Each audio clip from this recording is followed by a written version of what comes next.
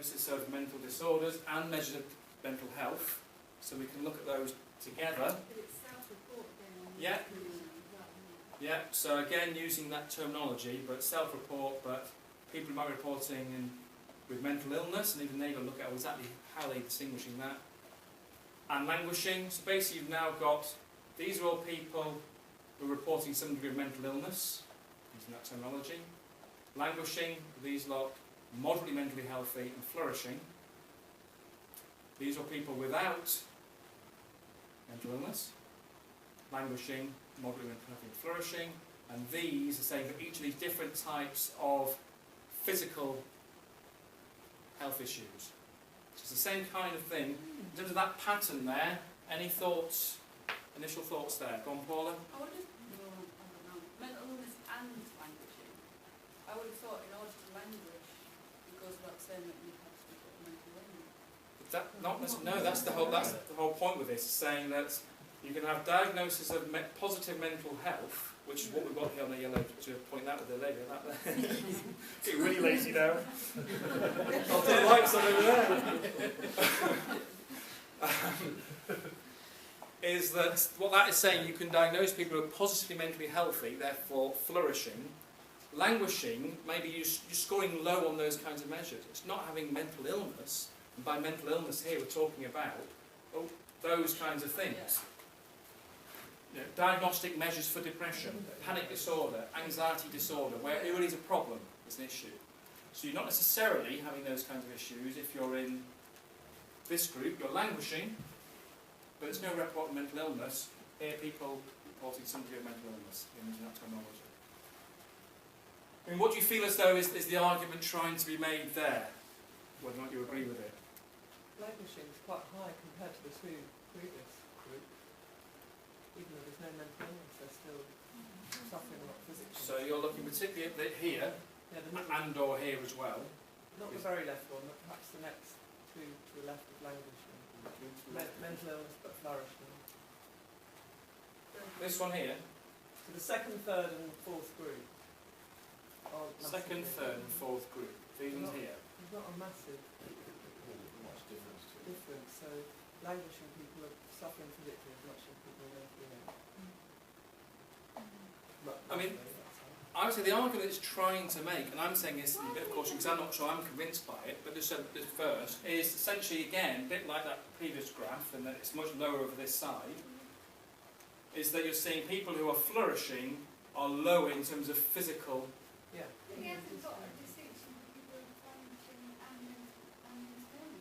Flourishing and mental illness. Yeah. Oh, Apart from this group here. But still, a lot less.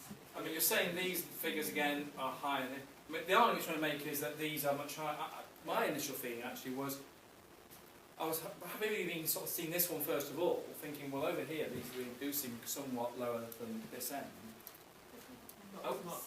Over there, it still feels over substantial numbers there. But the argument we're trying to make is it is lower, somewhat lower, particularly, obviously, you're seeing with mental illness as well, but even the languishing one. Might that be as a result of this being how you score well in 6 out of 11? So what's the question? The scoring, when you score well in time 6 out of the 11 things, so if you got scoring just the 6, then you score quite low in the other 5, it's still effectively all health. So you're saying you can be diagnosed as flourishing. Okay.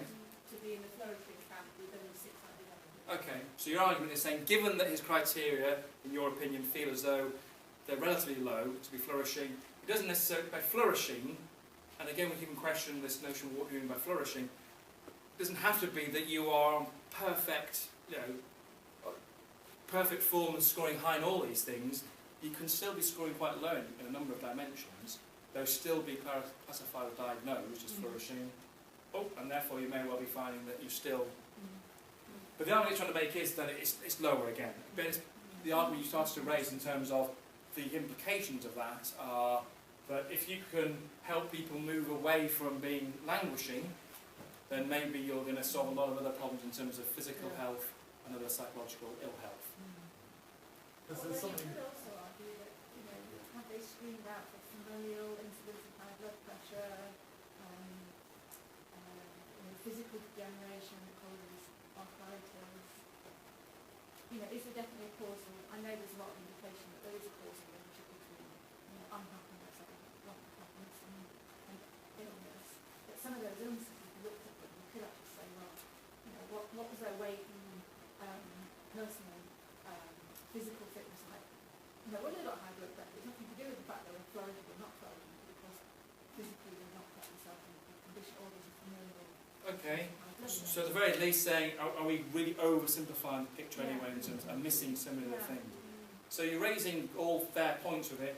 I'm not just sort of saying, well, what they did was this. I'm using it saying if it's something you want to say, well, what did they do? Go back. Even this article won't give you that detail, I don't think.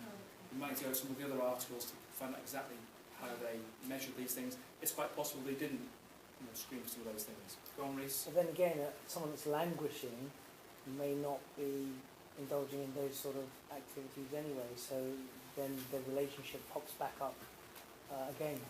So it may be that those things are not as relevant as the fact that they are languishing or flourishing.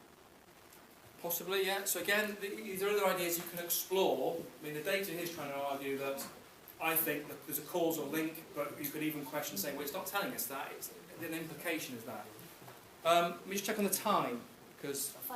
Okay, we've got a bit of time. So given you have, you've got yourself to blame now, folks. Given you've engaged with this, I'm going to the last one as well. At least that way we've covered, there's some other stuff we can come back next time round, but one more, and there are others in this one. Quick look at this one now. This is an age one, so slightly different random lines. So the last little bit of thinking asks you to do. So this one now is saying, counting the number of chronic physical conditions, the mean number of them across a group of people. Okay. Along the bottom we're saying these are different age groups. So it's now going 25 to 39, 40 to 59, 60 to 74. And then the different lines point to the key. These are the people with a major depressive episode and languishing across 3 different age groups. Then we go down to this one, just reporting a major depressive, right, yeah, that one across there, major depressive episode. Minor depression, I think is this one. Languishing are this one that appear. Moderately mentally healthy are these ones. And the bottom one, completely mentally healthy.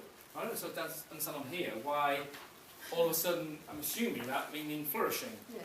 Everywhere else, completely mentally healthy. Why the change in terminology? So briefly, just because if you do read the article, you'll see these graphs, and the reason I want to do it is if you did it, you won't go, oh my goodness, not looking at that stuff. But if you stare at it a little while, make sure you understand what they're saying. It should be quite easy to interpret, and what in essence is it trying to tell us? So anybody want to make some suggestion or pick some aspect of it and saying, well, isn't it interesting that, or it's not that surprising because, or I don't care anymore because it's that time of day. It's Say again? It's showing a strong correlation between flourishing and the lack of ongoing chronic. So at the moment you're not concerned about, you're not going to say anything about the age thing at this stage, you're just saying you're more commenting on the fact that this line, than all the others. so this bottom line, remember this is the mean number of chronic physical conditions. The people who are reporting the least on average across all ages are those people who are completely mentally healthy. And it also doesn't So go it's up that flourishing. much the until the old spike, age. the spike is less on the completely mentally healthy across age than it is on the major depressive episodes of languishing. It goes up more steeply. Okay, yeah, so you're now comparing just this one, So up to 60. this one. Yeah. So you're seeing a more marked increase with overall, the actual number is higher, and it's And going it's up over. higher over age. Not so much with the so-called flourishing people. I'm going to look at this one. This one here going up. It's interesting that That's the languishing. minor depression has a fairly big spike from the first aid. This one here. Yeah. That's the biggest spike. So again, these are linking minor depression with chronic physical condition. So in terms of what this is trying to say, my interpretation of it, please feel free if you think no, I disagree, is again it's almost trying to another way of saying what we've seen in the previous slides is that, look, it's the people who are going to be diagnosed as flourishing who are reporting less of these psychological illnesses, less of these other kinds of physical symptoms, and fewer chronic physical conditions. That, to me, is the essence of what it's trying to say. If nothing else, that's one point I want to get across. You can then, as you have done, question, well, have they looked at this? What about that? Does it mask this? Does it mask that? Fine. Feel free to read those articles and more if you want to get some of the detail. The argument that what Corey Keyes has been saying is that actually these are quite important things, given that, as you've identified, there could well be other health implications. Fantastic. So I was going to save some of that, but you've surpassed yourselves. So the good news is you've saved seeing them again start of next month. That's the good side of it. So this is what Kylie was jumping on. So we only had 17% fit the criteria for flourishing. The vast majority, or more than half, were moderately mentally healthy. Just 12% were languishing, which again I think that is somewhat good news. It's really a big concern if it's being a much bigger number. But this is, to me, is the take-home message.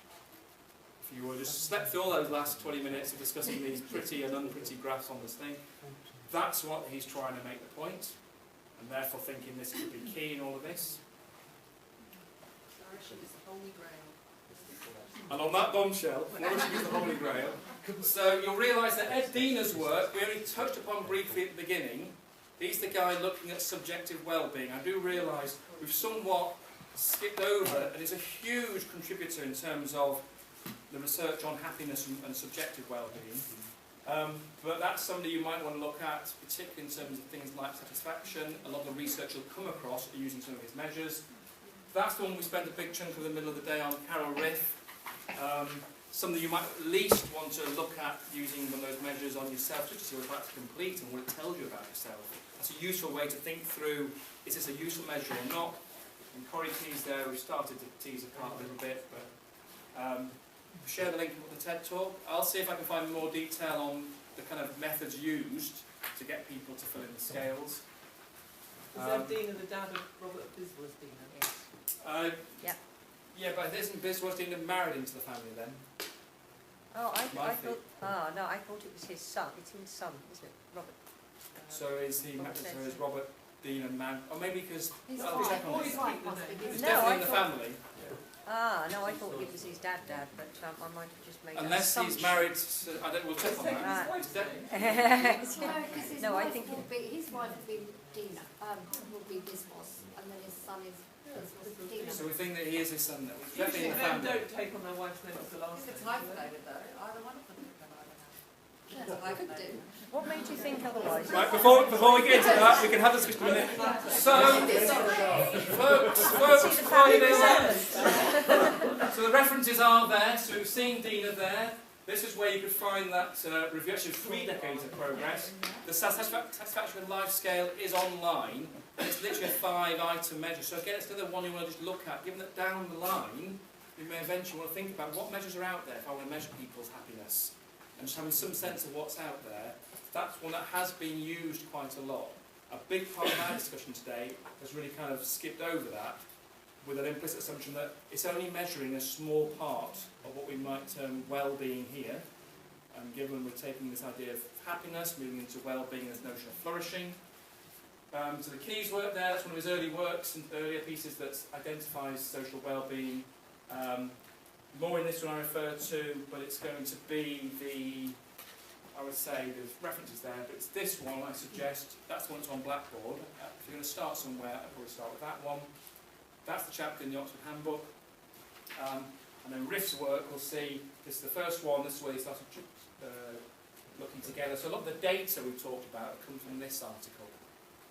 But one question you raised is, even that now was 20 years ago, has anybody done anything more recently?